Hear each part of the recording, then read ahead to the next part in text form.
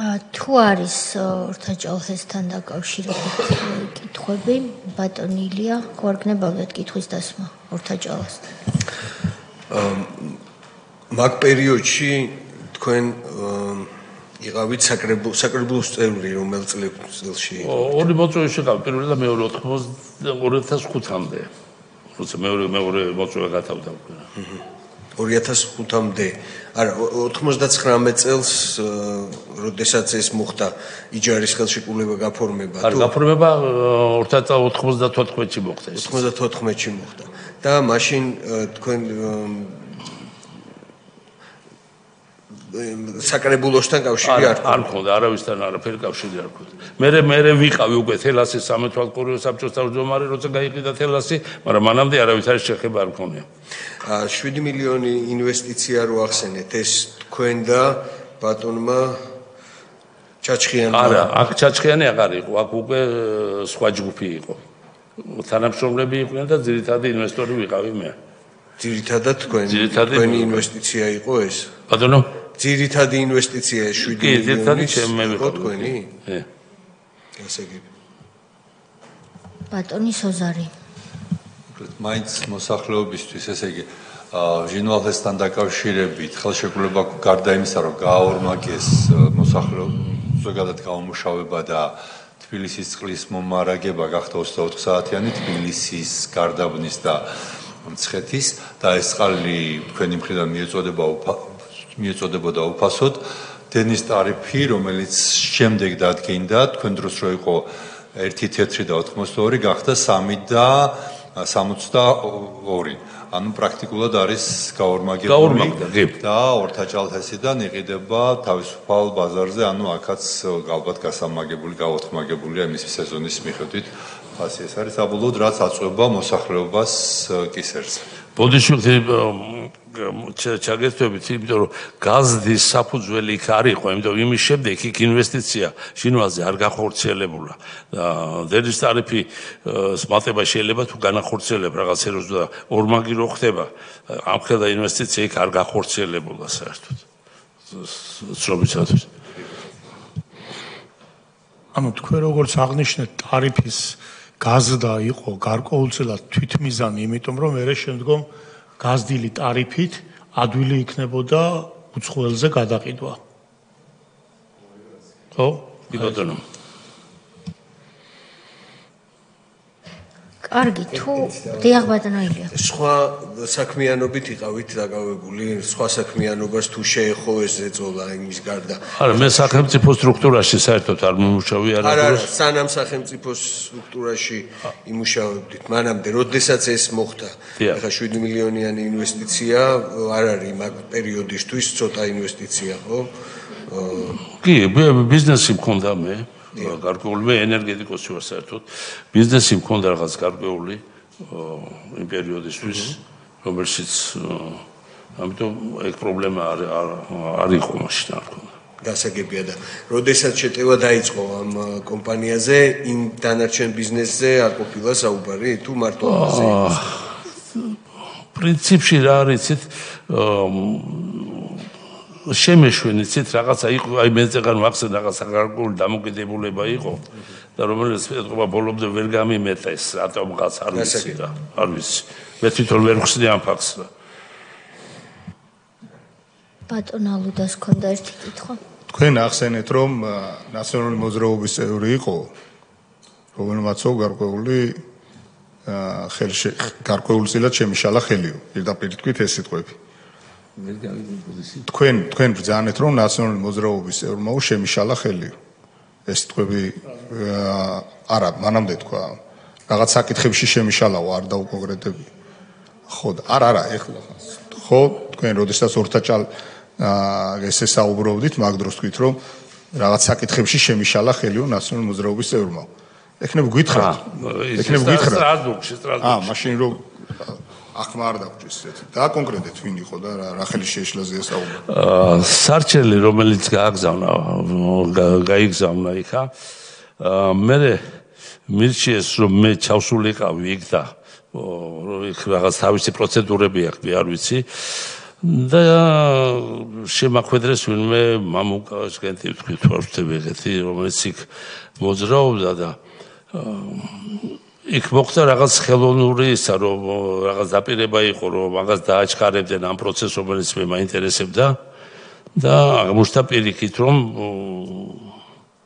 არავით არის არ ყოფილა და რომელი წელი იყო ბატონო თეიმურაზ 2011 თუ არ ვცდები ხო ეს მამუკა ჟღენტი ამ დროს არის საქართველოს ელჩი აღარ იყო ელჩი მე მგონი 11 წელს აღარ იყო ელჩი იყო არ მახსოვს მაგრამ ელჩი არ იყო იმ პერიოდში სად შეხვდით მას ხო არ გახსოვთ სტრასბურგში რომ და ვინ შეგახვედრეთ ისე ჯერ კიშინიოვში შევხვდი კიშინიოვში შეხვდით დიახ და მე ვიყავი სტრასბურგში რა ვინ იღებდა ამ აქედან იყო რაღაც რეკომენდაცია რომ მითხრეს რომ ეს როგორც ხდება რა ამ ვარიანტში რომ თუ ვიდა იქ დაჩქარდესო ნახეო და მოგეხმარება და კიშინიოვში ჩაფრინდით სპეციალურად კიშინიოვში რაღაც შეხება ქონდა ეხლა მე ვეღარ ვიხსენებ რა ქონდა მაგას რაღაც ქონდა შეხება ხო ჩვენ გვახსოვს რა შეხებაც ქონდა კიშინიოვთან და იქ შეხვდით კი მიყავით თუ ესრებოდა ხა გადაიხადეთ ამ დაჩქარებაში არა მაგის აღარ მახსოვს მაგის მაგრამ რაღაც იყო საჩუქარი გავუკეთე რაღაც გავუკეთე საჩუქარი დაჩქარებისთვის რაღაც არა ქთამი არ მიმიცია ქთამი არ მარტო იყავით თუ ესრებოდა მე ამ შეხვედრას არა მე მარტო ვიყავი მარტო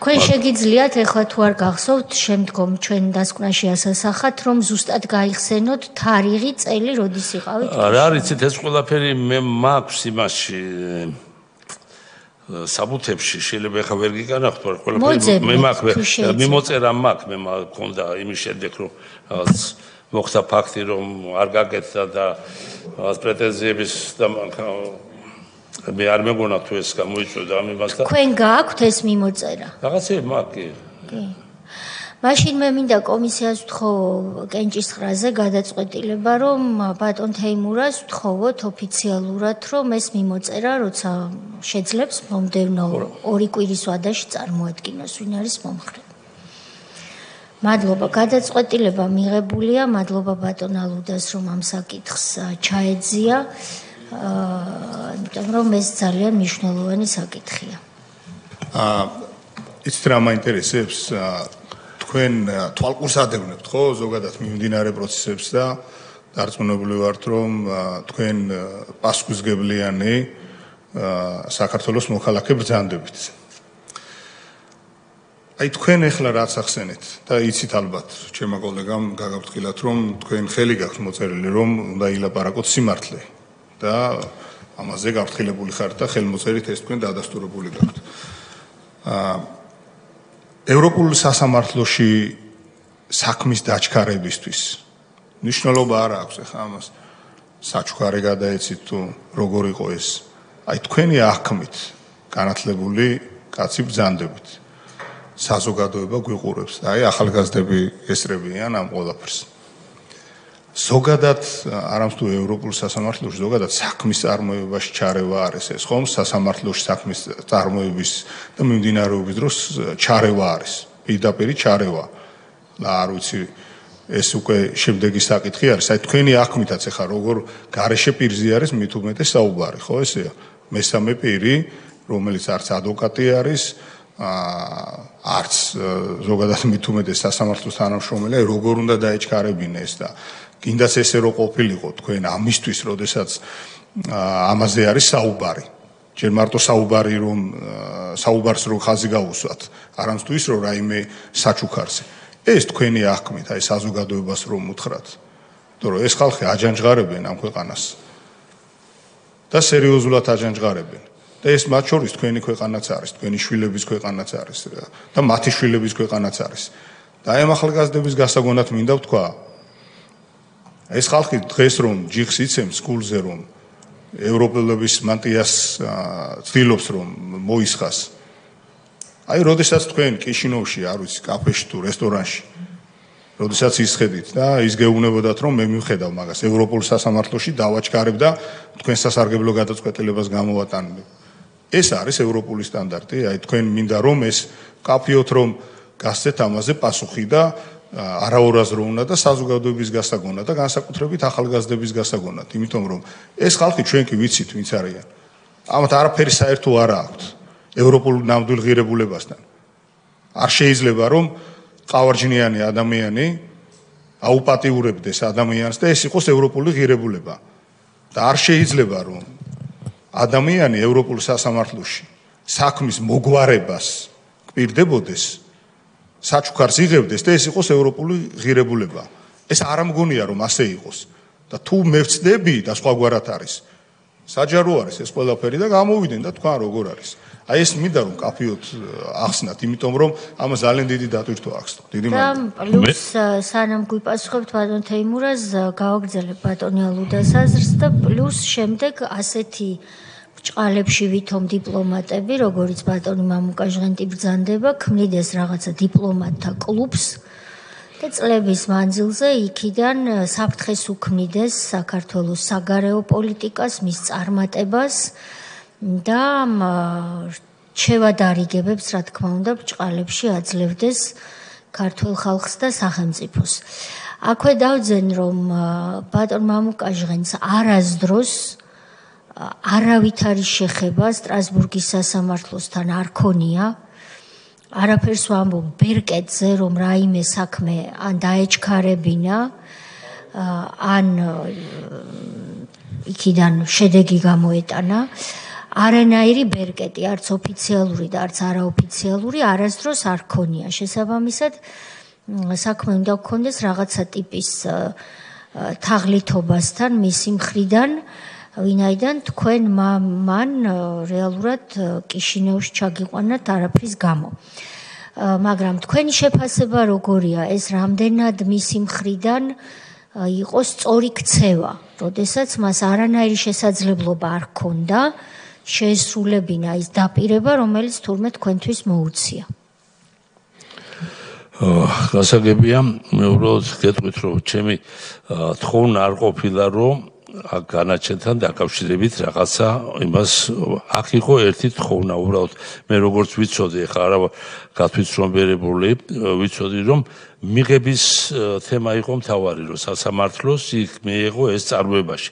დანარჩენ ეგ არის, არა, ნუ არ ვიცი, ეგ როგორც მე მითხეს, თორე იქ, ეხლა ვისთან მოხდება, რა მოხდება, მაგაზე არც იყო საუბარი, არც მოთხოვნა იყო ჩემგან და არც და მაგაზე არ ყოფილა. აქ საუბარი იყო, რომ მამუკა ჟღენტი გეუბნებოდათ, თქვენი აღქმით ესაუბრებოდით პირს, რომელიც თქვენივე აღქმით, ესე იგი, ეს აღქმები ჰაერიდან ხო არ მოდიოდა რა და საპირისპირო მოქმედება უნდა განეხორციელებინა. მას რომ თქვენ ეს საქმეები დაგჩენოდათ, რომ ესე იგი ის ფილტრი, რომელიც ასე ვთქვათ, ერთ-ერთი მნიშვნელოვანი საფეხური, რაც სამართლის სტანდარტით და მათ შორის სტრასბურგის კანონმდებლობით კაცრად არის რეგულირებული, ეს ფილტრი გადალახულიყო. ეს ჩარევა აბა არის.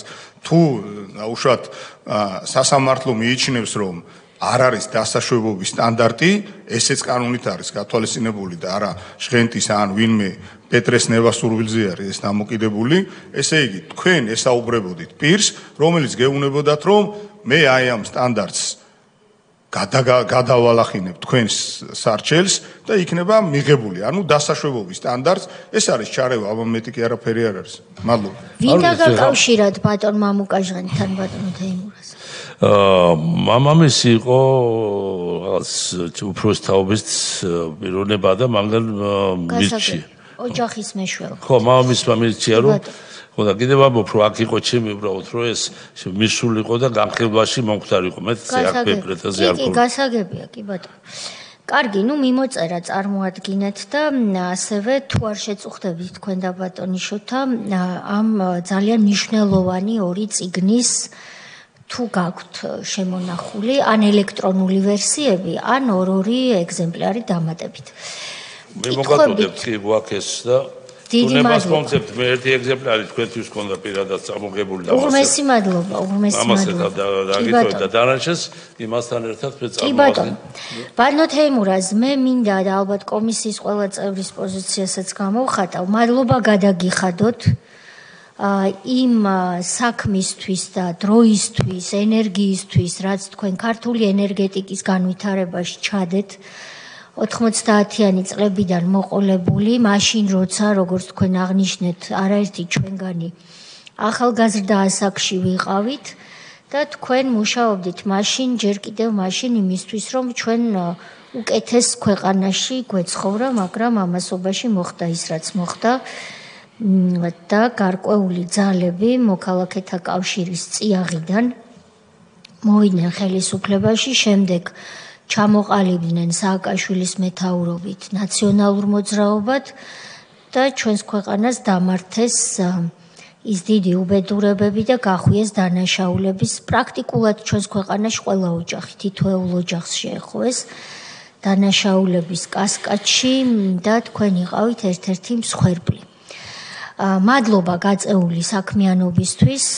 კარგია რომ ახალგაზრდებმაც ვინც აქ ესწრება, სხვები ვინც გვისმენენ, მოისმინეს იმის შესახებ, ბატონმა შოთამ ეს კარგად აღნიშნა, რომ ჟინვალ ჰესი იყო რეალურად ის პირველი და პრაქტიკულად დღემდე ერთადერთი კომპანია, სადაც სრულად ქართველების და ქართული ინვესტიცია იქნა ჩადებული თავიდან და გაიმართა წელში და სახელმწიფოს ვალი იყო ამის ხელშეწყობა და არა პირიქით.